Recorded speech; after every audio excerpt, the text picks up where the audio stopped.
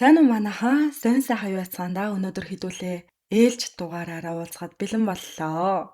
Би энэ хэд хоног гадагшаа томилолтоор яваад тэгээ бүр амар завгүй байсан болохоор ойрын 2-7 хоног нэгч дугаар оруулж чадсангүй. Тэгээд гэхдээ эрэхтээ бол шинэ мик авсан DJI-ийн. Магадгүй өмнөх дугааруудаас илүү гайгүй сонсоход арай амар болсон байж магадгүй. Тэгээд би бол микэндээ маш их сэтгэл хангалуун байгаа. За тэгээ сонь сайхан гэвэл иймэрхүү байна. Өнөөдөр хэдүүлээ Worst Excel сурлын нэлээд шуугаан тарьж хүмүүсийн анхаарлыг татаад хооронд нь талцуулсан нэлээд сонирхолтой дугаарыг үзэж байна. Мөн тухайн нэвтрүүлгийг ярих хажуугаар нь үүнтэй холбоотой ганц нэг баримтууд хавсаргаад явах бодолтой байна. Case exploded on social media. Wade Wilson. The Deadpool killer. This went worldwide. Bang bang got looks that kill. Бүх үйл явдал 2018 онд эхэлсэн. Энэ эмэгтэй Келли гэдэг бөгөөд тухайн үедээ бол 26 настай. Анх удаага эцэг эхээсээ тустайгаа хараад өөрийн гэсэн байртай болоод амьдралынхаа шинэхэн утсыг дөнгөж эхлүүлж ирсэн үе байсан байгаа.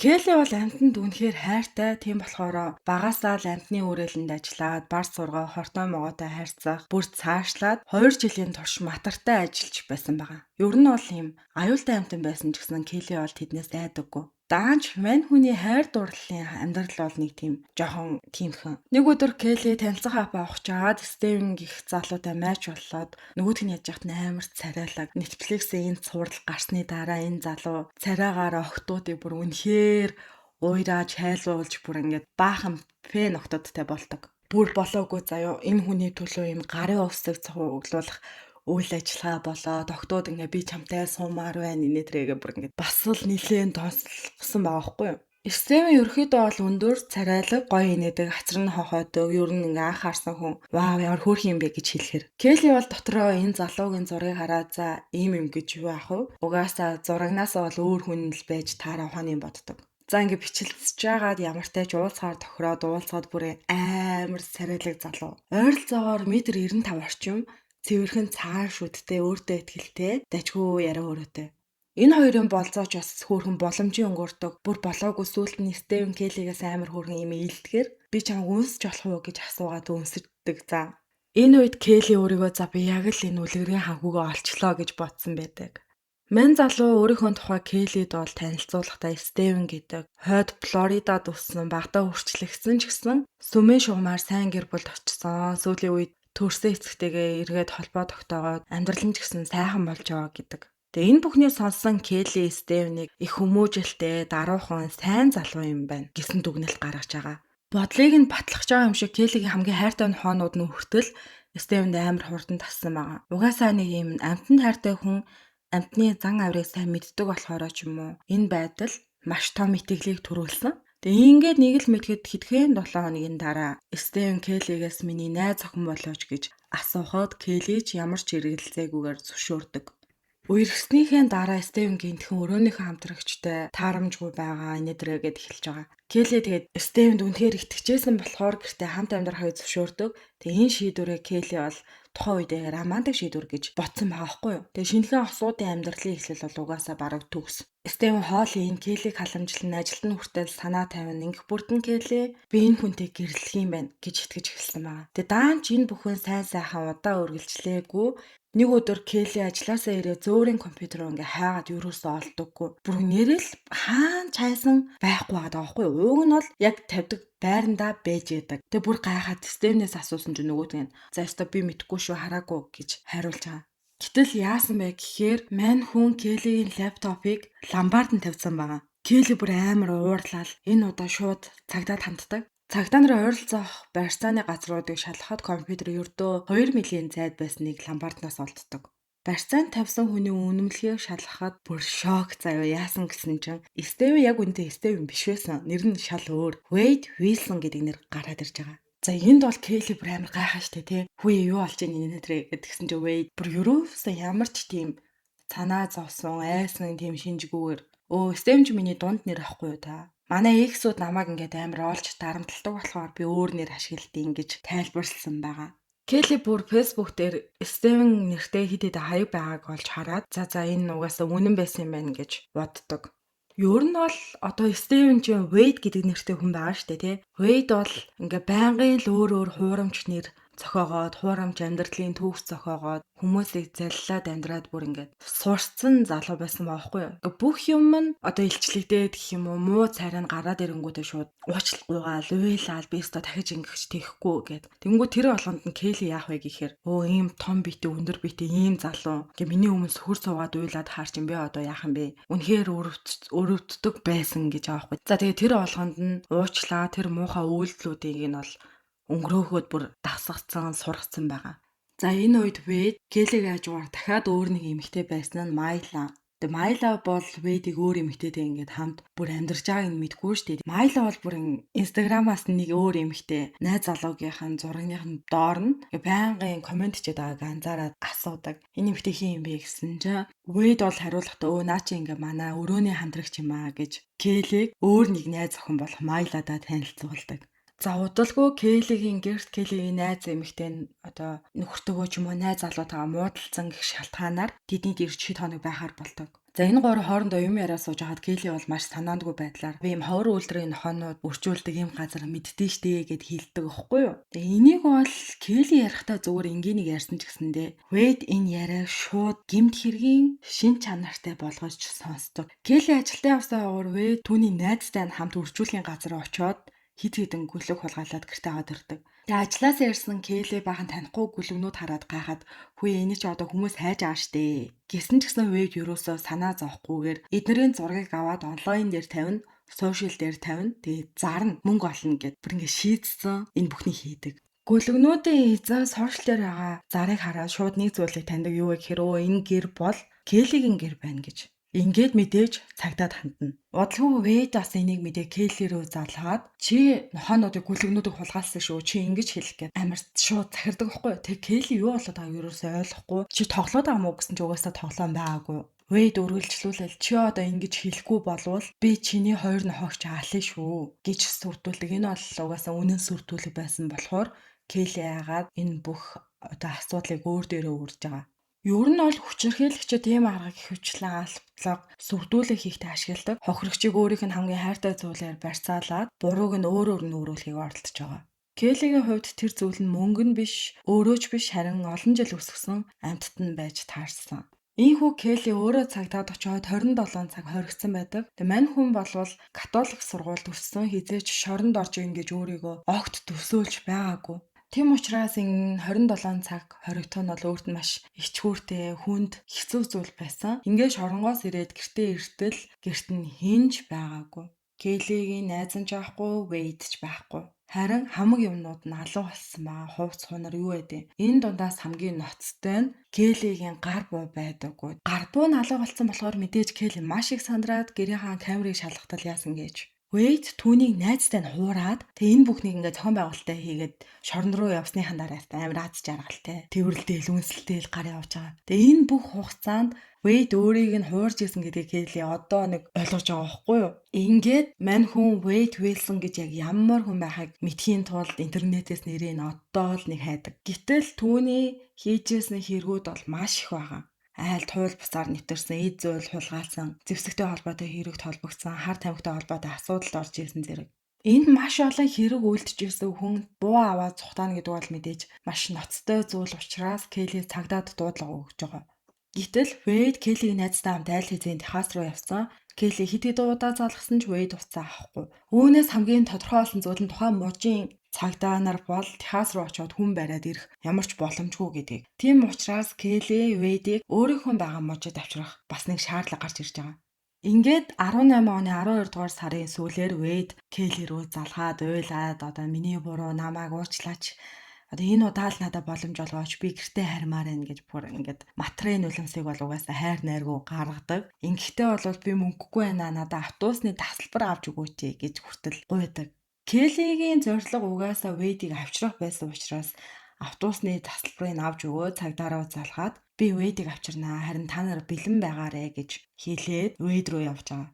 Төлөвлөгөө явсаар Wade автобуснаас бууж ирэхэд Келли түүнийг тосоод хамтдаа тэндээс хөдөлдөг. Энэ удаа Wade-ийн ааш бол угаасаа бүр амар эвдэрсэн байсан. Тэгэл Келлид би ойрд кокаин хэрэглэж байгаа гэдгээ яриад Тэгээд нэг машин дотор нэг юм үзэг задлах гад үзээд байдаг байхгүй юу? Гэтэл тэр үзэг нь дундуураа одоо ингээд сорох юм хийцэн. Тэрийгэл ингээд задлж сорох гэдэг байхгүй юу? Гэтэл ерөөсөө нөгөө үзэг нь задарч өгөхгүй байсан бүр амар уурлал.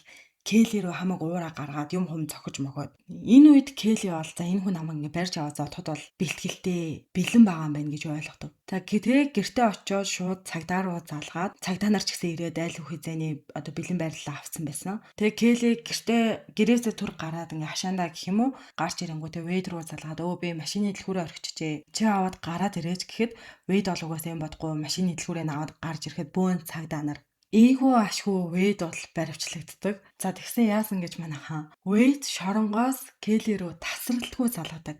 Уйл нь гуйн ингээ бөө юм болдог. Бүр бүх аргаа хэрэгэлдэг. Тэгээ энэ бүхний эцэст Келли хамгийн сонирхолтой нь Вэйдэд бууж өгөөд батлан даалтаар авч гаргаж байгаа. Гэхдээ нэг болцол тавьдаг нь юу вэ гэхээр за чи ингээ гарахтаа манай гэрлүү бол ирэхгүй шүү гэсэн болцол. Вэйд чиний зөвшөөрөөд одоо би бол ингээ хар тамхины эмчилгээнд явна гэдгээ амлаад гарна. Ер нь бол хүчирхээлийн харилцаанд түгээмэл ажиглагддаг юм honeymoon phase буюу хүчирхийллийн дараах эвлэрлийн үе гэж байт юм байна л да. Хүчирхийлэл үйлдсэний дараа бол одоо хүчирхийлэл үйлдэгч өөрөө маш их гимшиж байгаа юм шиг аашлаад өөрийнхөө хийсэн үйлдэлтэй бүр ингээм амар харамсаж байгаа, хэцүү байгаа гэдгийг бол маш хүчтэй харагдуулдаг. Ингэхдээ яах вэ гэхээр би өөрчлөгднө гэдгийг бол байн амлана. Гэхдээ гол нь юу гэж өөрчлөгдөхгүй. Зодон хүчирхийлэн уучлахгүй нь алдаагаа ухаарж байгаа юм шиг авирлан цэцэг авч өгөн тэ магадгүй бүр ингээд тэр хүнийг өмнөхөөс илүү хамгийн их хайрлан тэгснээ удаагүй байж гиснаа дахиад зоддог. Келлигээс амар олон хүмүүс ингээд дараа нь асуусан гэж аахгүй юу? Чи яагаад тэр үедээ салчаагүй? Тэр үедээ яа болчоогүй ингэж. Гэтэл Келли хэлэхдээ хүчирхийллийн харилцаа анханасаа ингээд мэдэгддэггүй юм байлээ. Эхэндээ бүх зүйл сайхан байна. Гэхдээ баг хүчирхийлэл эхэлдэг. Тэгээ сүүлдээ юу нь зөв юм, юу нь буруу юм гэдгээ ойлгох болж эхэлдэг.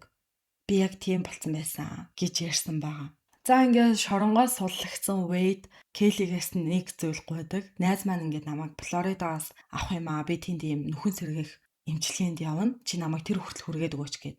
Гэтэл Келли ямар байсан бэ гэхээр мөнгөгүй, бензингүй, айгүй тийм хэцүү байдалтай байсан. Гэтэл нөгөө очих газар нь бол айгүй тийм зайтай учраас бензин нэлээд шаарддаг. Гэхдээ ямар тач бол авч явахаар шийдэж байгаа. За тэгээд тэр замд бол бөө юм болдог. Вэйд ч угаасаа хүчирхийлэгч учраас замдаа бол Келлиг үнэхээр зоож байгаа байхгүй юу. Тэгээ Келли сүлдө арга ядаад одоо яг нэг юм гэрлэн тохион дээр гялс буугаад за чи на машин аваа яваа би ингээ явлаа гэд амхандаа ингээ амьд үлдэх гэж хичээж байгаа байхгүй юу. Гэтэл Вэйд яасан бэ гэхээр Келлиг машинаар мөрөхийг завдаад одоо маш ихээр сүрдүүлж авцаа машиндаа суулгадаг. Ингээд машин цуусан даруйд Келлиг бол бүр илүү ихээр хүчирхийлж эхэлдэг.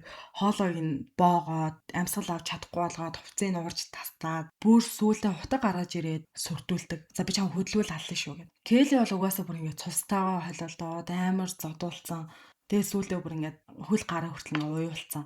Вэйд Келлиг арын судал дээр суулгаад дээрээс нь юм угаагүй хувцснуудыг овоолж тавиад ингээд харагдахгүй болгож байгаа байхгүй юу. Ингэхдээ хамгийн амар нь ийм амар зодоод ийм амар болгосныхоо дараа бэлгийн хүчирхийлүүлсэн байгаа. Бүр угаасаа амар мэдрэл муутай заяа. Бэлгийн хүчирхийлэл үзүүл нь яан зүрх болно ингэж байгаа замдаа бүр ингээд Келлигийн утсыг өөр хүнд $50 зарчиж байгаа. Ингээд замдаа бүр ингээд өөр ажил амжуулаад явсан байгаа байхгүй юу. Ингээд шүн дундын алдад Флоридод энэ хоёр ойртож ирдэг. Тэгээ Келли нэг зүйл бодож чадсан юу вэ гэд тэгэхээр Вэйдэд хандаад одоо чи ингээд найзтайгаа уулзснаа. Тэгэхээр би энд ингээд цустайгаа холдоод байж ивэл найз чинь сэжиг авах хаа гэд ингэж нэг өөрийнхөө амьд үлдэх боломжтой гаргалгааг гаргаж ирч чаддаг. Вэйд ч гэсэндээ сонссон ч өө нэрээ бас тех боломжтой юм байна гэд энийг зөвшөөрөөд урт судал дээр суулгаж байгаа. Ийхүү явсаар шөнө 2 цагийн үед Вэйд бол Майлагийн гэрт ирж байгаа байхгүй юу. Тэгээ Майлад өмнө нь угаасаа Келлиг энэ чи ингээ манай өмнөх өрөөний хамтрагч инээдрэгээ танилцуулсан байсан шүү дээ. Гэтэл дараа нь Майла юу гэж мэдүүлэг өгсөн бэ гэхээр тэр үед бол Вэйд нэг эмэгтэйтэй ирсэн. Гэхдээ тэр эмэгтэйг би ингээд нүүр ам цус олцсон байгаа, зодуулсан байгаа, гогт хараагүй гэж мэдүүлэг өгсөн байгаа. Гэтэ би бол энийг үнэхээр гайхсан. Хайр сэтгэлийн романстай хэрэгтэй нь өөр эмэгтэйтэй шүн дундаа ингээд ирсэн байхад ямар ч эмэгтэй хүн миний бодлоор бол энэ ямар хүнтэй ирсэн юм бол гэж сонирхоод ч хамаагүй харах байх гэж бодоод байгаа байхгүй юу? Үгүй юм болов. Энэ амар сонио. За ашгүй энэ бүхний эцэст Келли машинаа унаад гэрлүүгээ ганцаараа хөдөлдөг. Нөө айсан хүн чинь ингээ замынхан бүх туршид хамгийн өндөр хурдаар явсан гэж байгаа байхгүй юу. Ингээд өглөөний 4 цагийн үед ээжийнхэн гэрт очиж хаалгаа тогшдог. Ээж нь гэрлээ асаад охиноо хараад бүр ингээд амар цочирцож байгаа. Нүүр нь хавцсан, хүзүүн дээрээ боомлуулсан, биеийн бүх хэсэг нь шарахтай. Охиноо ийм байдалтай байгааг хараад хамгийн түрүүнд цагдаа дууддаг. Ингээд 2019 оны 1-р сард Келли ээжтэйгээ хамт яг тухайн мужийн цагдаад очдог. Ингээд болсон бүх зүйлээ юу ч нуугүйгээр ярьсан байгаа аахгүй юу. Замын турш яаж бууз зутгах гэсэн Вэйд өөрийг нь машинаар мөрөхийг завцсан, хоолойг нь боосон, гараас нь боосон, хутгаар сүрдүүлсэн, мөн бэлгэвч хэрэглэхгүйгээр бэлгийн хүчирхийлэл үзүүлсэн гэд. Ингээд Келли зөвхөн яриа зогсохгүйгээр биологийн шинжилгээ ДНХ-г нь сорьц бие дээрх гэмтлээ хүртэл үзүүлсэн байгаа байхгүй юу. Зөвхөн ярих биш мөрдөн шалгалтын үед шаардлагатай бараг бүх нотлох баримтыг өөрөө сайн дуураараа өгсөн. Ингээд цагдаа дээр очихдоо Келли бол ингээд шудраг ёс тогтох юм байна гэж амар итгэсэн байгаа байхгүй. Гэтэл яасан гэхээр мэдээж Вэйдийг бол цагдаа авсан, мөрдөгч асуултуудаа асуусан, мөрдөн байцаалт явуулсан. Харин мөрдөн байцаалтын үед Вэйд бол маш тайван, инээмсэглээ, лээлтгээр яриад өөртөө итгэлтэй шал өөр хүн байгаа байхгүй юу? Тэгснээ мөрдөгчд би бол юусоо хизээж гар хурж аваагүй, хулгаалаагүй, цааш ингээ худлаа ярьж байна гэл. Энэ ярилцлагын үеэр болсон нэг зүйл олон жилийн дараа хүртэл хамгийн их шүүмжлэл дагуулсан. Мөрдөгч Вэйдэд хандаад тэр бол миний хохирогч би түүний төлөө ажиллаж байгаа. Гэхдээ буруу хүнийг би шоронд хийхгүй гэж хэлсэн байгаа. Энэ өгүүлбэр өөрөө асуудал гэхээсээ илүү мань мөрдөгч үргэлжлүүлээд Вэйдтэй маш тайван найрсгаар яриад бүр ингээд түүнийг урамшуулсан маягтай ярьсан байгаа байхгүй юу. Тэгээд Вэйдэд худал үнэн илрүүлдэг тийм төхөөрөмж байдаг шүү дээ. Тэрүүнд орох уу гэсэн санал тавьсан чинь Вэйд бол татгалцсан. Хууль ёсоор бол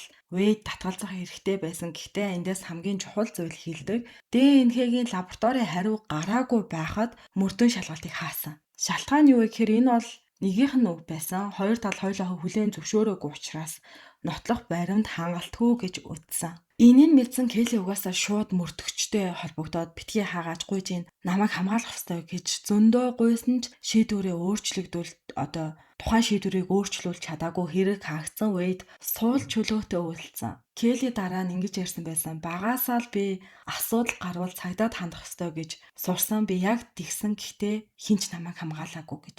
Энэ хооронд Вэйд бол дахиад шинэ хүнтэй танилцдаг. Өөрийгөө дахиад шинээр танилцуулаад, итгэл төрүүлээ, дахиад хайрлуулаад, дахиад хүчирхийлээд ингээд явж байгаа. Энэ удаагийн хохирогч бол Кристофер.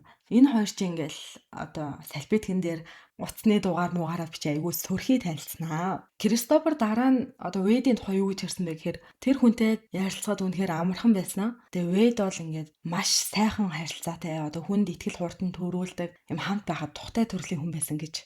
Эхэндээ итгэл төрүүлэн дараа нь ойртож дотносон. Тэгээд аажмаар нөгөө хүний амьдралыг бүхэлд нь хяналтандаа авахыг оролддог. Ер нь бол Вэйд ингээд Кристофертэй нэлээ хамт амьдраад хамт ингээд сошиал дээр зураг хөргөө оруулаад Кристоферт үнэхээр юм итгэл төрүүлсэн байгаа байхгүй юу. Гэхдээ Кристоферыг харснаар Вэйд сүүлд нь бол ямар хүн байсан бэ гэхээр Вэйд бол яг ийм үнэхээр ижил хүүсийн хүнээ сонирхдаг байсексуал ч юм уу гэхэд бас айгүй эргэлзээтэй байсан байгаа байхгүй юу. Зүгээр л тухайн үед өөрт нь юу хэрэгтэй байгаагаа өөрийгөө илүү чухал гэж үздэг. Тэр үед нь байр хэрэгтэй байвал байртай хүнийг сонгодог, мөнгө хэрэгтэй үед мөнгөтэй хүнийг сонгодог, халамж хэрэгтэй үедээ халамжилдаг хүнийг сонгодог. Энэ нь эрэгтэй нь эмэгтэй нь хамаагүй. Тэгээ угаасаа өөрөө хүнийг амар манипуляц хийх чадвартай, дээрээс нь юм царайлаг мариалаг болохоор хүссэн байгаа өөрийн болгоод авчиж байгаа байхгүй юу.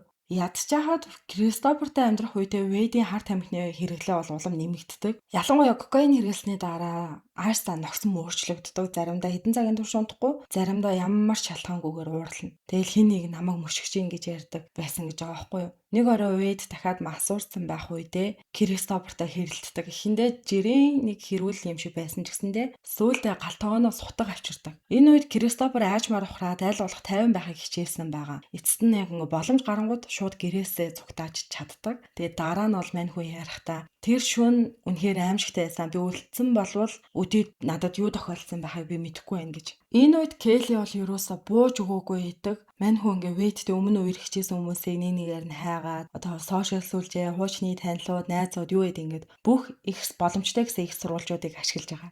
Ингэж хайсаар Кристофер болон Майла нартай холбогдож чаддаг. Тэгээ эдгээр ингээ хоорондоо ярилцах тусам нэг зүйл тодорхой болдгийг нь юу вэ гэхээр өөр хот, өөр хүмүүс, өөр цаг хугацаа. Гэхдээ Вэдийн ашигладаг арга барил нь яг ижлэхэн. Хурдан дотнос нь итгэлийн хүлээж авна, худлаа хэлнэ, санхүүгийн ашиг тэднээс хүртэн, хянан сүрдүүлнэ, хүчээр хийлнэ. Тэгээд дараа нь өөр хохирогч хайж эхэлдэг. 2019 оны 10 дугаар сарын 6-ны орой Wade Wilson найз охин Майладайгаа хамт ийм Флоридагийн Будда Лайв гэдэг баарнд очиж байгаа. Майлагийн ярьснаар Wade тэр орой урдын адил маш нийтэж байсан хүн болгонтой яриад инээлдээд бараг л ийм өөрийгөө олонний танил хүн юм шиг мэдрэхээр тийм хэмжээнд байсан гэж байгаа. Хэсэг хугацааны дараа Wade хар тамхи авах тухай ингээ ярьж эхэлдэг. Энэ Майлад таалагдаагүй болохоор татгалцаад за би ийм юм бол хиймээргүй нэ очмооргүй нэ гэд. Энэ хоёрын хооронд хэсэг маргаан болоод Wade Майлагийн машины дэлгүүрийг аваад явчихж байгаа. Гэтэл Майлагийн машин өөрөө юм механик тохиргоотой.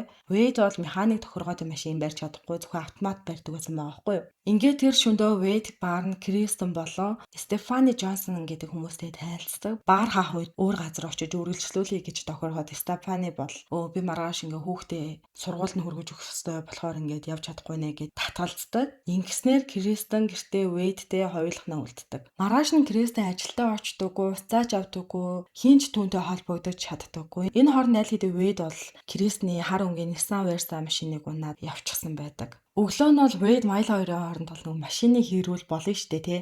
Машин авмаараа ирээд өг аав гэл ингээл нилээн болдог. Эцэст нь Wade Майлагийн ажилтны гоо сайхны салон дээр очихоор болдог. Гэтэл Wade-ийн унж ирсэн машин нь Майлагийн машин биш шал өөр машин байгаа байхгүй юу? Нэмээд салон дээр юу болсон бэ гэхээр Wade Майлаг бол ингээд маш их хэрцгийгээр зодтог. Энэ үед хин нэг 911-т нэг эрэгтэй эмэгтэй хүний зодж гинэ гэсэн дуудлага өгсөн байт. Цагдаа нар ирэх үед Wade аль хэдийн Кристний машиныг унаад явчихсан байгаа. Удалгүй Форт Майерсын цагдаа нар нэг зогсоол дээр Кристний машиныг дааг олж авдаг. Wade бол машин дотор маш тайван сууж гисэн. Цагдаа нар түүнийг тухайн үед гэр бүлийн хүчирхийллийн хэрэгээр садуулах гэж оролцсон. Гэтэ Wade бол машинаа унаад цутаагаад явчихж байгаа. Цагдаа нар хэсэг араас нь явсан ч гэсэндээ тухайн үед зөвхөн хөнгөн гэмт хэргийн сэжигтэн гэж үзчихсэн болохоор өндөр хурдны мөрдлөгийн зогсоо шийдвэр гаргадаг. Цагдаа нар Кристний гэрт очиод хаалганд тогсон ч юусоо хариу өгдөггүй байхгүй юу? Эцэст нь хаалгын нэвдээд ороход дотор нь Кристен байлтаа нас орсон байдалтай олддог. Түүний зогсыг хүнжил болон хевсэнд ороосон байсан бөгөөд мөрдөн шалгалтаар бол боомлж ам насыг нь хөнөөсөн гэдэг нь тогтоогдож байгаа. Ингээд Кристний хэргийг шалгаж явах үед яг тэр цаг мөчид өөр нэг мөрдөгч энэ хэрэгтэй нэг нэлээд бас холбоогүй юм шиг санагдах дуудлага дээр ажиллаж байсан нь юу вэ гэвэл нэг эмэгтэй ажилдаа явах замдаа орс суруугүй алга болсон тухай. Тэр эмэгтэйг Даяна гэдэг. Эхэндээ энэ хоёр бол угаасаа ямар ч холбоотой байх боломжгүй хинч тэгж төсөөлөөгүй. Гэхдээ хэдхэн цагийн дараа Даянагийн гар утасны дуудлагын бүртгэл мөрдөгчдийн бодлыг өөрчилдөг. Сүүлийн залгасан дугааруудыг шалгаж эхлэхэд нэг дугаар бол мөрдөгчдийн анхаарлыг шууд татсан нь Майлагийн утасны дугаар байсан. Өөрөөр хэлбэл Даянагийн гар утсаар Wade өөрийн найз охин Майла руугаа байнгын залгаж исэн гэсэн үг. Одоо мөрдөгчдийн зорилго нь Даянаг аль болох хурдан амьд мэд олох байгаа байхгүй юу? Гар утасны байршлын мэдээллийг шинжилэхэд утас нь хэд хэдэн цэгээр явсны дараа хамгийн сүүлд бол ийм ой мод ихтэй эзэнгүү талбай ихтэй бүсдэр олддог. Тийм болохоор эрлийн нохоод тусгай машинууд болон олон 10 албан хаагч өдөр шөнөгүй тэр хаваар хайлт хийж эхэлж байгаа. Гэтэл энэ хооронд Wade бол айл хэдийн нэг тийм эзгэнгүй айлд орцсон, хөргөгчнөөс нь хоол идээд, хувцсыг өмсөөд яг ингээ гэрээ эзэн юм шиг хэдэн цагийг өнгөрөөсөн байгаа. Энэ нь бол Wade-ийг ямар тийм айцгүй, амар тайван, амгалан байсныг бол харуулж байгаа байх. Ингээд энэ бүхний дараа Wade аав руугаа залгадаг. Wade-ийн эцэг эх нь бол түүнийг ингээ өсвөр насндаа төрүүлээд тэг өргүүлсэн байсан бэлээ. Wade нэлээд том болсны дараа бараг ийм өсвөр насндаа ирээд аавтайгаа анхудаа холбогдоод ер нь бол нэг юм хэрэг гарахаар ааваасаа тусламж гуйдаг ийм харилцаатай болцсон. Энэ үед аав руугаа залгаад ингээд хэлж байгаа байхгүй юу? Би ингээд нэг эмэгтэйг алдсан. Үгүй мэн. 2 эмэгтэйг алдсан гэж үгээцэлсаад тэгснээ би гараараа боож алсан. Би алуурч гэж мэгэл заяа. Тэгээд аав нь бүр ингээд гайхаад эхэндээ тоглоод байна гэж бодоод ингээд Wade ер нь бол амар худлаа ярьдаг. Өмнө нь аавтаа ч гэсэндээ маш олон удаа худлаа ярьж байсан учраас аав нь тэр олон худлаануудын нэг нь болов гэж бодсон ч гэсэндээ нөхцөл байдал бол шал өөр байсан. Яаж алснаа хүртэл ингээд ярьж өгч байгаа байхгүй. Тэгээд эцэст нь намайг эндээс гарахад туслаач гэж гуйхт нь аав нь яасан бэ гэхээр За би чамд Uber дуудаж өгье. Тэгэхээр чи надад хаана байгаагаа хэл, би тэгээ машин явуулъя. Гэхдээ Вэйд бол хаягаа хэлдэг. Тэгээ энэ үед нь аав нь шууд Америкийн нэгдсэн улсын маршал болон цагдаа нарт тухайн хэргийг дамжуулаад өөрийн төрсөн хүүгээ өөрөө байруулах шийдвэрийг гаргаж байгаа. Дараагийн тухайн аав нь ярихдаа хохирогчдын гэр бүлийн өмнө би бол заавал зөв зүйл хийх ёстой байсан гэсэн утгатай мэдүүлэг өгдөг. Удалгүй тусгай ажиллагааны баг машиныг бүслээд цагдаа нар Вэйдийг 50 гарч ирэхийг шаардаад Вэйд ч бууж өгөөд баривчлага явагддаг. Вэйд баривчлагдсныхаа дараа эхний байцаалтын үеэр бүхнийг үгүйсгэжсэн. Гэрээснийг танихгүй, гэрт нь очиж байгаагүй, ямар ч холбоогүй гэл. Мөрдөгчд бол түүний үгэнд итгээгүй. Учир нь нотлох баримтууд нэг нэгээрээ цугларч эхэлсэн. Даянагийн гэр бүлийнхэн ч гэсэндээ түүнийг амьд байгаасаа гэж маш их найдаж байсан. Түүний хүн, тэгээ түүний шинхэн сүйт залуу, нойр дотны хүмүүсгээ бүгд сайн мэдээ хүлээж байсан. Гэхдээ ерөөсөө тийм юм болоогүй. Мөрдөгчд Кресний машиныг шинжилж байхдаа машинаас 2 гар утас олсон. Гэхдээ гар утасны мэдээлэл нэвтрэхийн тулд шүүхийн зөвшөөрөл шаардлагатай байсан болохоор ингээд тодорхой цаг бас алддаг. Харин зөвшөөрөл гарсны дараа бүх зураглал тодорхой болсноо Даянагийн гар утас, Кресний машин, Майла руу хийгсэн дуудлагууд Вэйдийн хөдөлгөөн бүгд хоорондоо яг таарч байсан. Эхэндээ бүхнийг үгүйсгэжсэн Вэйд бол дараагийн үед өөрийгөө өөр ярьж эхэлсэн. Тэр өөрийн дур булаам төрхөө ашиглаад эмэгтэйчүүдийг урагтдаг, танилцдаг байсан. Ингээд цаашлаад итгэлийн олоод өөрийн хүчээр хиллээ бай болгодог байсан тухайга. Ярилцлагын үеэр Вэйд юу гэж ярьсан бэ гэхээр нэг нь хийсэн юм чинь дараагийн ч гэсэндээ хийчихье гэж бодсон гэж.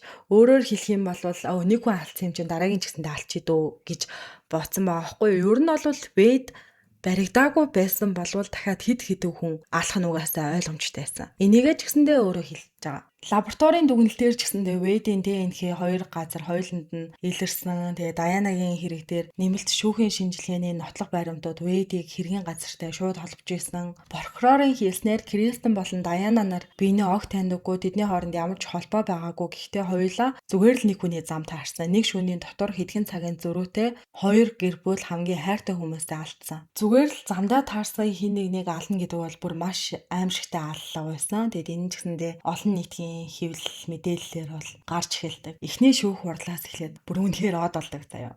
Тэгээ Вэйд Вилсон гэдэг нэрийг Marvel-ийн Deadpool дүрийн жинхэнэ нэртэй давцаж байгаатай холбогдуулаад Вэйдэд бол Deadpool Killer гэсэн хооч үлдээдэг. За ингээд Вэйд бол шоронд байх хугацаанд нүүрэндээ маш шивэстэй болсон байгаа. Тэгээд энэ зурагнуудыг харах юм бол айгүй хэм шивэстэй зурагнууд байгаа байхгүй юу? Гэхдээ хэрэгээ үйлдэхтэй болон шоронд орохоос өмнө бол ямар ч тийм нүүрэндээ шивэсгүй байсан. За ингээд тангарахны шүүх дээр Вэйд Вилсоныг Кристен Мелдоны амийг хөнөөсөн, Даянагийн амийг хөнөөсөн эргүүдээр албан ёсоор яллагтагчаар татдаг. Гэхдээ энэ хооронд болж ирсэн маш сонирхолтой зүйл юу вэ гэхээр дэлхийн өнцөг булан бүрээс эмэгтэйчүүд Вэйд руу цагтл бичээд уцаар яриад мөнгө цуглуулаад зарим нь бүр ингээд хайр сэтгэлийн холбоо тогтоохыг хүсэж байгаагаа илэрхийлж исэн. За тэр фан босгодог бол бүр гамшиг. Дээрээс нь ингээд нөгөө гарын үсэг цуглуулдаг штэ. Тийм гарын үсэг цуглуулж исэн заяа. Вэйдийг битгий юу яагаач цаазаар аваач гэсэн утгатай. Гэхдээ эн чинь зөвхөн 2 эмэгтэй амь насыг хөнөөсөн хэргийн шүүх хурал биш шүү дээ. Тэгээ энэ бол ингээ өмнө нь Вэйдийг таньжсэн бүх хүний үннээ хэлэх мөч байсан. Шүүхийн танхимд бол маш олон хүн ирсэн. Өмнөх эксүүд нь тэгээд мөрдөгчүүд, прокурорууд, хохирогчдын гэр бүл гэд бүгд ээлж дараалан мэдүүлэг өгч байгаа. Энэ бүх болж байгаа зүйлийг Келли бол хараад маш их гайхсан. Яагаад хүмүүс Вэйдийг ингээ од юм шиг хүлээж аваад байгаа юм бэ? Энд чинь Келлигийн хувьд тэр хүн болвол ингээд зүгээр бусдын өмнөөс хараад инээдэг ч гэсэндээ хаалтай хаалганы цаана ингээд маш аимшигтай хүчрхийлэгч гэдгийг Келли мэдчихэж байгаа шүү дээ, тий. Ингээд 7 хоног үргэлжилсэн шүүх хурлын дараа тангарахны шүүх шийдвэрээ гаргадаг. За тэгээд Вэйдэг бол 2 хүний амийг санаатай хөнөөсөн хэрэгүүдэд буруутай гэж үзээд дараа нь шүүхээс түнд 2 хүн амны хэрэг тус бүр дээр цаазаар авах ял оноолсон. Шүүхийн шийдвэр гарсны дараа Келли нэг үгийг хэлсэн нь юу вэ гэхээр хэрв миний гомдлыг тухайн үед нь бүрэн шалгасан бол энэ 2 эмэгтэй өнөөдөр амьд байгаасаа гэж. Ер нь бол тухайн үед мөрдөгчд Вэйдийн тэр гимгүү цайлган дүр зураг тэр ярианд бол ингээд итгээд тийм үйл гарах ёсгүй байсан. Тэг мөрдөгч ч гэсэндээ дараа нь бол энэ хэргийн дараа цохих сахилгын шийтгэлээ бол авдаг. Тэгээд юун дээр бол хүмүүс ингээд сошиал медиалэр хараад ахаар эмэгтэй нь өөрөө болоогүй юм шүү. Энэ хүн бол ингээд хүн зодох ямар ч тийм хүн биш те гэж мэгэл хүнийг яг ингээд гаднаас нь хараад бол амар их шүүд штэ те. Тэгээ энэ бол бүр амар буруу муухай юм шиг санагддаг. Бүр нэг бусдын өмнө ямар ч гим зэмгүй харагдсан хэрнээсээ өөрөө бол ингээл яг амар муухай зантай хүмүүс бол угаасаа амар байдаг шүү дээ тий. За энэ түүх бол угаасаа зөвхөн Wade Wilson гэдэг хүний тухай биш. Энэ бол хүчирхийлэл үргэлж нэг том үйлдэлээр эхэлдэггүйг харуулсан байгаа. Тэгээ эхэндээ жижигээг худлаа ярина, дараа нь хяналт тавина, дараа нь айцс төрүүлнэ, хамгийн сүүлд нь хүчирхийлүүлнэ. Заримдаа хохирогчид цагдаа шүүх ойр дотны хүмүүстэй бүх үннийг хэлсэн ч тэдний дуу хоолой хангалттай сонсогдохгүй өнгөрөх тохиолдол байдаг. Тэг Келли ч дууг үлдээгүй, болсон бүх юмыг ярьсан, бусдад анхааруулсан. Харин түүний түүх өнөөдөр олон хүнийг хүчирхийллийн эхний тохиог анзаарах тусламж хүсгээс бүү гэсэн сануулга бол болсоор байгаа. За тэгээд дугаараа энэ хүртэл сонссон бүх сонсогчдод маш их баярлалаа. За тэгээд таалагдсан бол лайк дараад сувгтаа subscribe дарахаа бити мартаарай. Тэгээд дараагийн дугаар хүртэл баяр таа.